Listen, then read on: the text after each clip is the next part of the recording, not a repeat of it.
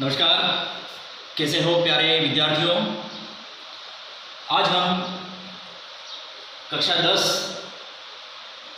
के सामाजिक विज्ञान विषय से अध्याय 2 का अध्ययन करेंगे और हमारे इस लेसन का नाम है संघर्षकालीन भारत।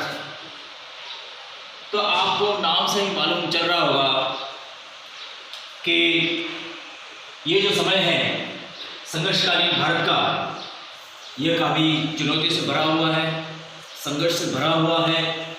और इस काल के दौरान या इस कालखंड के दौरान हमारे भारत के लोगों को काफ़ी सारा संघर्ष करना पड़ा। अगर हम पीछे जाएं या पूर्व के इतिहास की ओर थोड़ा सा हम ध्यान दें तो हम जानेंगे कि हमारे भारत देश या भारतवर्ष का इतिहास बड़ा ही प्राचीन, बड़ा ही गौरवपूर्ण और बहुत ही शानदार। अगर हम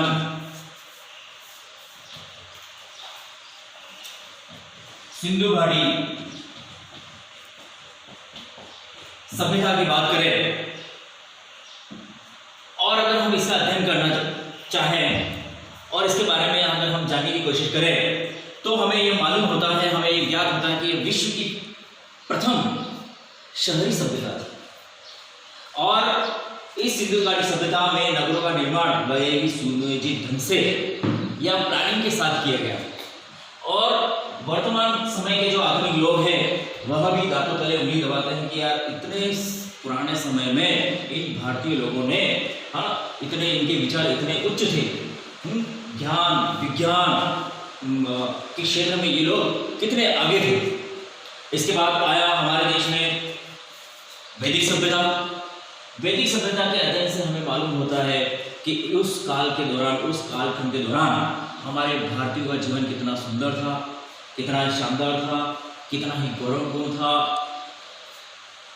अगर हम 16 जनपद का अध्ययन करते हैं तो हमें पता चलता है कि हमारा जो भारत है, जो आज का संपूर्ण भारत का नक्शा है, वह आज 33 राज्यों में विभक्त है। लेकिन उस जमाने में लगभग यहाँ पर 16 जनपद थे और सभी जनपद में लोगों का जीवन बहुत ही शानदार।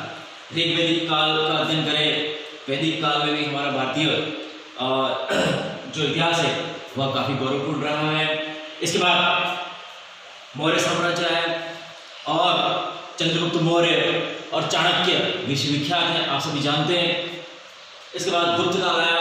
गुप्त काल भी हमारे भारत का स्वर्ण काल कहा जाता है। उस दौरान भी भारत का नाम पूरी दुनिया में जाना जाता था। भारत में कई सारे विश्वविद्यालय थे जहाँ से पूरी दुनिया के लोग हमारे यहाँ पर अध्ययन करने के लिए आते थे।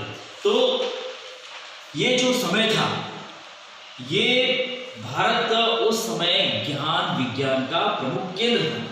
दुनिया के कोने कोने से लोग ज्ञान प्राप्त करने के लिए, सीखने के लिए, समझने के लिए, समाज का अध्ययन करने के लिए, राजनीति का अध्ययन करने के लिए, विज्ञान का अध्ययन करने के लिए, गणित का अध्ययन करने के लिए, नाना प्रकार के अन्य प्रकार के अध्ययन करने के लिए भारत की ओर आते थे और भारत से सीखकर अपने देश के लोगों को लाभान्वित करते थे। तो प्यारे छात्रों, अगर हम अपने देश के बारे में जानें, इसके इतिहास को समझें तो हमें काफ़ी गर्व की अनुभूति होती है कि इतना महान हमारा भारत। और अब हम चलते हैं वापस संघर्षकालीन भारत की ओर। तो इतना गौरवपूर्ण इतिहास होने के बावजूद हमारे यहाँ पर यह संघर्ष क्यों आया? ठीक है, कोई गलती क्यों की, कुछ न कुछ हमारे से कमी रही होगी, तब जाकर हमें ये संघर्ष करने की आवश्यकता पड़ी। तो उस कालखंड का अध्ययन थोड़ा सा समझने का प्रयास करते हैं कि हुआ क्या था। ठीक है, तो राजस्थान के एरिया में पृथ्वीराज चौहान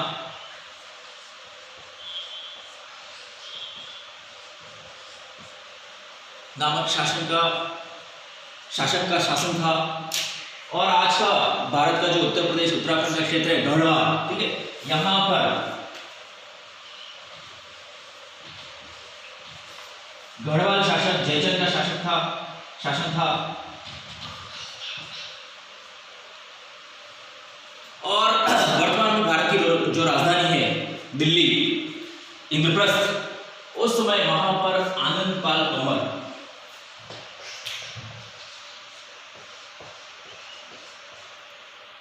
नामक तंवर शासकों का शासन था। तो मोटा मोटी अगर हम देखें तो लगभग उत्तर भारत में 3 प्रमुख राज्य थे। एक तो पृथ्वीराज चौहान का अजमेर जो राज्य था, जयचंद का गढ़वाल और आनंदपाल तोमर का दिल्ली का जो प्रदेश था। आनंदपाल तोमर का कोई पुत्र नहीं था, उसकी पुत्रियां थी। तो एक पुत्री का लड़का था जिसका नाम था पृथ्वीराज चौहान और दूसरी पुत्री का लड़का था जिसका नाम था जयचंद। अब आनंदपाल है, उम्र दराज हो गया था और हम सभी जानते हैं कि एक समय के बाद व्यक्ति परलोक सिधार जाता है और इसका भी समय निकट आ गया। लेकिन यह मरने से पहले अपना जो राज्य है वह सारा पृथ्वीराज चौहान को दे गया और जो जयचंद है उसको उसने कुछ भी दिया नहीं। तो इस वजह से आनंदपाल ने अपने मरने के बाद अपनी सारी वसीयत या जो अपनी संपत्ति थी, जो अपना राज्य था, सारा पृथ्वीराज चौहान को दे दिया और जयचंद को कुछ भी नहीं मिला। तो स्वाभाविक है जयचंद क्या हो गया, पृथ्वीराज चौहान से नाराज।